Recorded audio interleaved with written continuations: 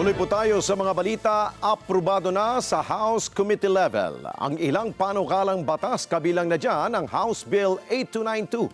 Ito naglalayong bigyan ng emergency powers si Pangulong Marcos Jr. para suspindihin o di kaya tapyasan ang excise tax ng mga produktong petrolyo. Eden Santos sa balita. Agad na isasalang umano sa deliberasyon sa plenaryo ang panukalang bigyan ng emergency powers si Pangulong Ferdinand Marcos Jr. para suspindihin o tapyasan ang excise tax ng mga produktong petrolyo. Yan ay pagkatapos aprobahan ng House Committee on Ways and Means na pinamumunuan ni Marikina 2nd District Representative Miro Kimbo ang 17 bills kasama ang House Bill 8292 na iniakda ni House Speaker Faustino Boji III at House Majority Leader Sandro Marcos sa harap ng patuloy na pagtaas ng presyo ng langis. Ayon kay Marikina 2nd District Representative Miro Kimbo, chairman ng komite, kapag aabot ng $80 per barrel ang crude oil o kaya ay may emergency declaration na, ay pwedeng humingi na ang Pangulo ng kapangyarihan para suspindihin ang excise tax. Anya, hindi lalagpas ng 6 na buwan ang effectivity ng suspension, pero maaari itong palawigin ng Kongreso nang hindi naman lalagpas ng 1 taon. Pwede rin anya itong bawiin ng Kongreso anumang oras at kahit maging sa loob ng 6 na buwan kapag nakita na hindi na ito kailangan. Because sa saligang batas natin, the power to tax is exclusively within Congress. Ang prinsipyo dyan kasi is there's no taxation without representation. Pero yung power na yan is pwedeng i-delegate yan sa executive. Ang rule lang dyan is tinatawag nilang completeness test. Ibig sabihin, kailangan may malinaw na policy at ang gagawin nila ng Pangulo ay i-implement yung within the limits set by Congress. Sa pagdinig ng komite ay malinaw na hindi kontrolado ng gobyerno ang mga kumpanya ng langis dahil sa oil deregulation law. Ang mga kumpanya ang nagdidikta o nagtatakda ng kanilang presyo, may krisis man o wala. Pero handa raw sila na makipagtulungan sa gobyerno sakaling ipatupad ng Pangulo ang suspensyon ng excise tax sa langis, masiguro lang na sila'y hindi malulugi, lalo't may mga supply na sila na nabayaran na ang excise tax.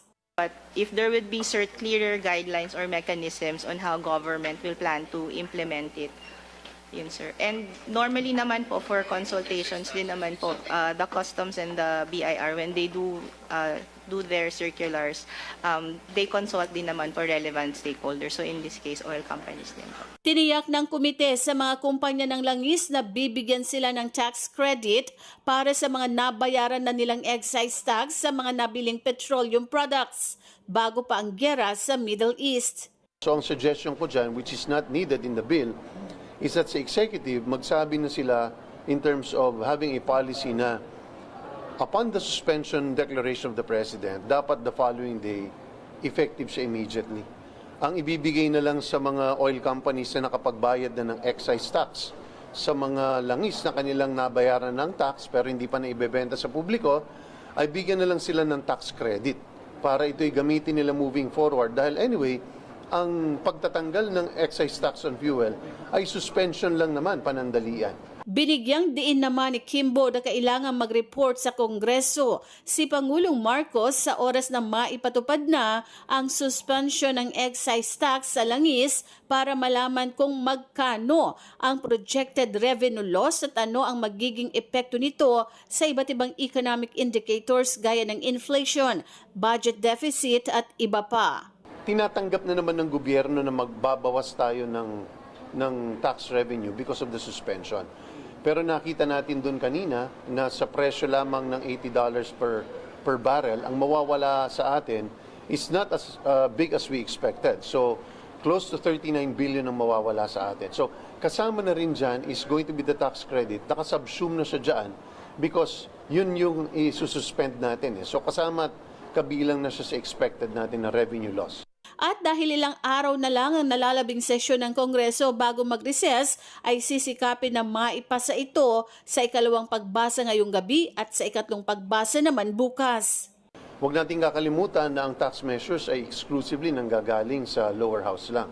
hindi siya pwedeng sabay i-take up ng Senado. Although, ginagawa na ng Senado ngayon is meron silang informal briefing na para mapasimulan na nila yung pag-uusap so that by next week, sabay namin pa itong ma-take up kung kinakailangan magkaroon ng BICAM. Next week, bago tayo mag-break, sa tingin ko, because of the urgency, pag hindi ito naipasa ng Kongreso bago matapos ang